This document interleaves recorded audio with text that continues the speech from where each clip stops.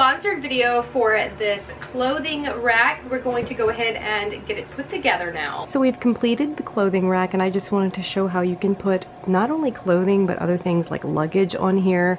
We have two different racks, two sizes on the right side. I decided to just use the left side as the longer one so you can put longer coats on there.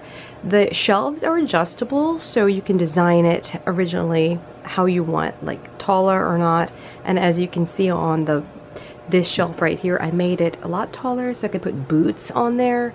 I have luggage on there right now, but a lot of different ways that you can kind of customize this to your own needs. So the two shoe shelves can be made flush together if you want to help to bring order and all of that and hold it nicely together.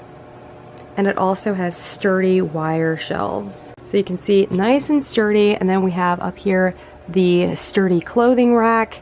Then we have another one down here for shorter clothing items if we want to put them on there. And then over here we can have, like I said, long coats and dresses, and then even more storage at the bottom. So this would hold like evening gown length dresses even. So what a cool storage system without having to have like a built-in closet system. I think this is great. Definitely what we needed here in this room for storing all of our clothing. You could put bedding on here as well. Just really great all the way around.